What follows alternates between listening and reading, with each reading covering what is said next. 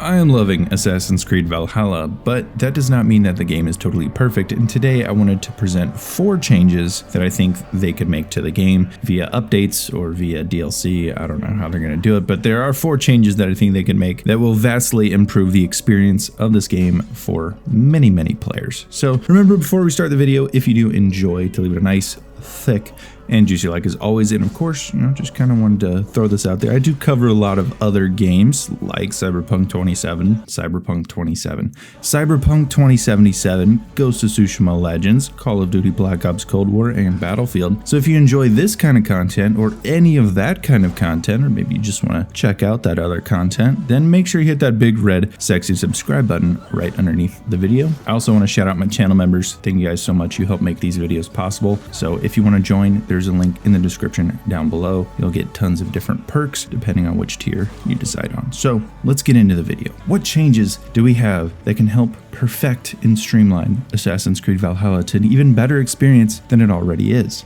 Well, number 1 has to be the menus, specifically the shop menus. And this is kind of a little nitpicky thing, but the shop menus are super just disorganized. You go in and you got tattoos, hair, and ship customization just kind of mushed into one giant glob of paper that looks exactly the same. If they could just divide that up, you don't even have to put like previews for what each thing is. Just divide it up and let me be able to just scroll through. Oh, here's the tattoos. I want to look at these. Oh, here's the different haircuts. I want to look at these. Like just do that. That's all I'm asking. That's it. That seems like the easiest fix I have on this list. The second thing we have on this list is being able to cycle through armor appearances. So in Ghost of Tsushima, if you guys have played it, if you're not familiar, I'll kind of explain it. When you get armor, you can upgrade that armor, invest in that armor, and as you go, you unlock new perks. Very similar to how Assassin's Creed Valhalla does it, where you can just upgrade the armor piece and it opens up new appearances and you can open up rune slots, increase the stats and whatnot. But in Ghost of Tsushima, you could cycle through each kind of armor appearance. So if you maxed out the armor but you like the base appearance, you could just cycle through and wear that but keep the stats of the maxed out armor. I want to be able to do that in Assassin's Creed Valhalla because there's different items I want to mix and match that maybe use the base Raven bracers but use the flawless Hidden One's cloak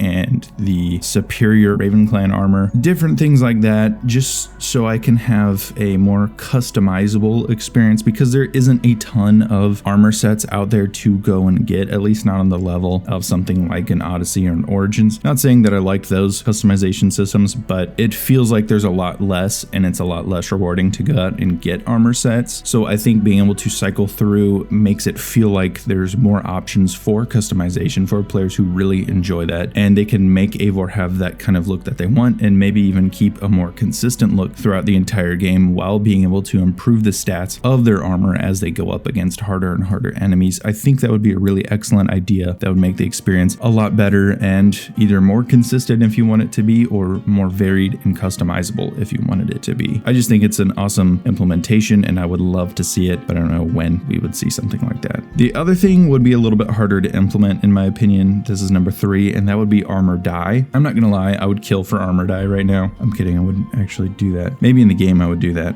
I'm looking at you, monasteries. But I will say I would love to see some white Hidden Ones robes in the game. I would love to build a armor dye person thing in the settlement, and then I can go and dye my armor to any color I want. So I can have like, I'm just saying, I really want a white cloak with dark gray feathering on the shoulders. I think that would look awesome with like the Hidden Ones logo on the back. You got like the stripes and everything, maybe in like a dark gray or a black kind of color, or even red. Red would look amazing. That's what I want. I want to see stuff like that. I can just imagine that in my head, but you could pick any number of colors. Maybe you have to collect flowers to be able to dye the armor, like different plants around the world or something like that, kind of how they did it back in the day. I don't know how they would implement it, but I would love to see armor dye. Talk about taking me back to like the Ezio trilogy and stuff where you could dye your armor. I'm just saying I would love to see that kind of thing return, and I think it would have a huge effect on, again, the customization and the ability to vary the different appearances appearances of Eivor in game. And just like I said, with the white cloak and everything, with like the kind of gray and red stripes and details, that would just be such an awesome look for Assassin's Creed. And I really hope that that comes to the game. And lastly, the one-handed sword.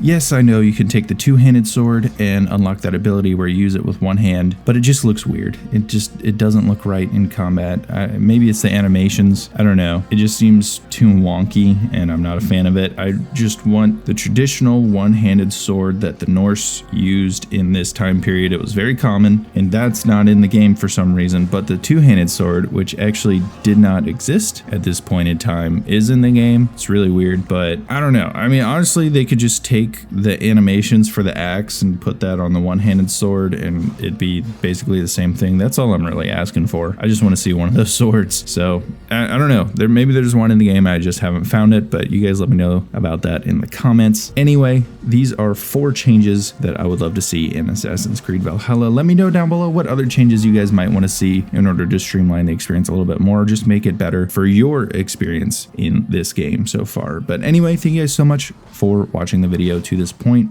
You guys are awesome. Remember, if you enjoyed, leave a nice, thick, and juicy like. And as always, if you want more content like this, subscribe. I will see you guys in the next video.